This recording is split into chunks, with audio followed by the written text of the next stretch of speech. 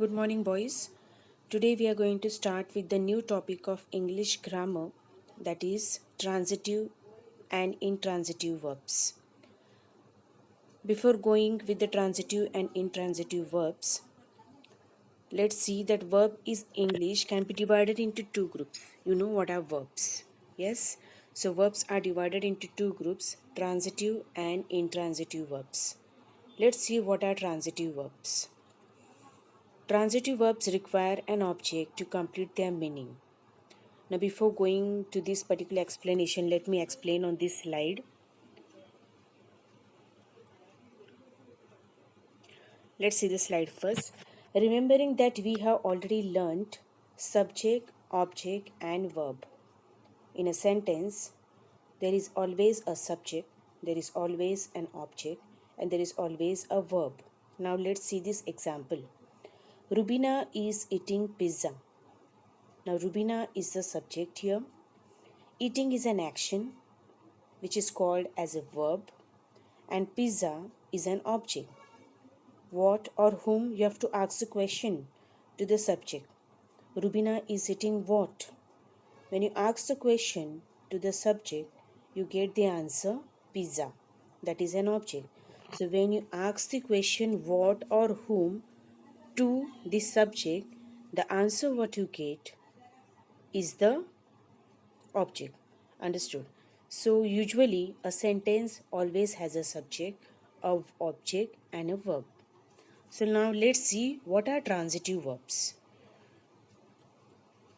What is a transitive verb? Action that have a direct object to receive that action. Action that have a direct object to receive that action. Example, the man love his children. The man love his children. Now here, what is the subject? The subject is the man. What is the object? Children. And what is the verb? That is love. So let's see in the slide now. Before going on this slide, let's see.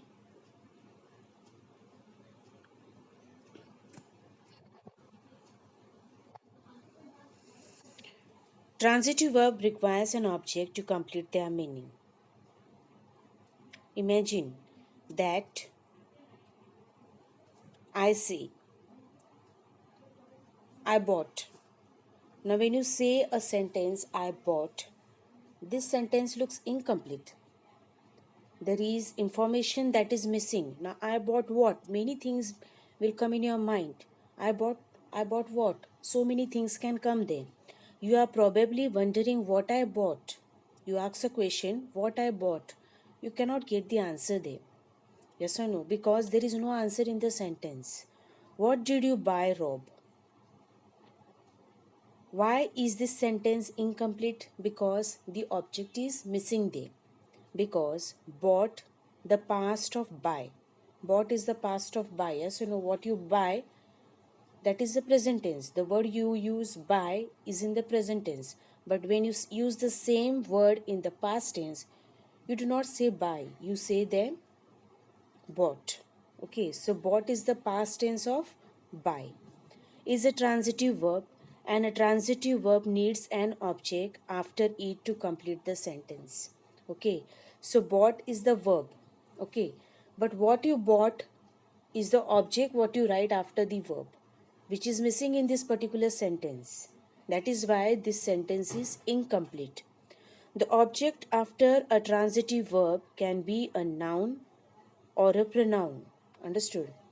So it is not always that the object, whatever you write after the verb, should be always a noun. It can be a pronoun also. I bought a car. Now this particular sentence looks a complete meaningful sentence. Why? Because here you can see a subject, here you can see a verb, and here you can see an object. Now I have already told you in the beforehand slide question that when you ask the question to the subject, the answer what you get is the object. When you get the answer, that time the sentence is complete. Okay, now if I ask the question here to the subject, what is the subject here? I. When I ask the question to this particular I, what I bought, what answer you get after that? A car. Means here the object is a car. So when you get the complete answer by asking the question to the subject, that time the sentence is complete. Okay. Now the sentence is complete and we can understand it. We added the object a car after the verb. Let's look at some other example now. If someone says she likes, now what she likes, so many things can come in your mind. Why? Because there are so many things with what she likes, yes or no? But till it is not written in front of likes, what is the object, you cannot say whether the sentence is complete. Yes, this sentence looks incomplete because so many questions will come in your mind. If you ask the question what to the subject here, what is the subject here? She. If you ask the question what she likes, what answer you get? Because nothing is written in the sentence after likes. Because the sentence is incomplete, you cannot get the answer there.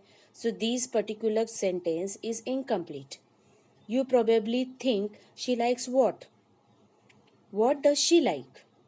Like is a transitive verb, so we need an object after the verb.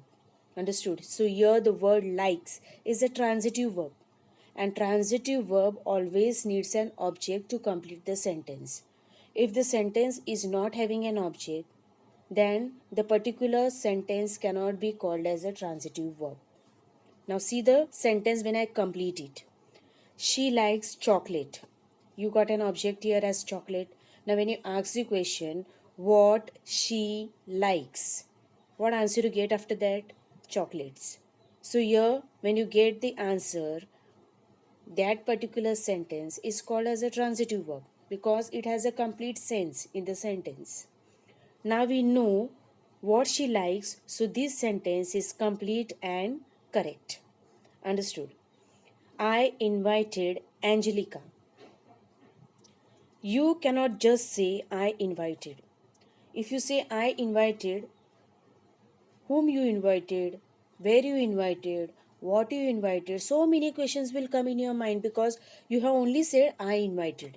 But when you say the sentence I invited Angelica, whom you invited? Whom you invited? Angelica. You get the answer Angelica means the sentence is complete. So when you call the sentence as a transitive verb, when the particular sentence has the subject, the verb and the object. Understood? When the sentence is complete with a meaningful sentence, that particular sentence is called as a transitive verb. The person who is listening, you probably ask, whom did you invite? So we need an object. In this case, a person after the transitive verb invite. Understood? Is what? Angelica. So Angelica is an object. So when subject, verb and object all three are present in the sentence, that sentence is called as a transitive verb. Understood? I cut my finger. Here I is a subject. Cut is the verb, means a transitive verb. Why? Because if you write only I cut, what you cut? Finger, hand, leg, what? So many questions can come in your mind. But when I write I cut my finger, you get a subject, you get a verb, and you get an object, my finger. So this particular sentence, when it is completed, it is called as a transitive verb. You cannot just say I cut because the sentence is incomplete. The person who is listening will probably ask, cut what? Yes or no? Even the question will come in your mind when you read, I cut. I cut hair, or I cut finger, or I cut leg, or I cut. So many things can come in your mind. But when you say, I cut my finger, you get the idea what exactly is cut by you. Yes or no? So, cut is a transitive verb because you need to cut something, an object, a thing. Yes or no? You can cut vegetables, you can cut fruits, you can cut your hair. So many things can come in your mind. So, it needs an object or a thing to make a complete sense for the sentence. The man stole a bike. If I only write the man stole, so many things can come in your mind. He stole a bag, he stole money, he stole car, he stole bike.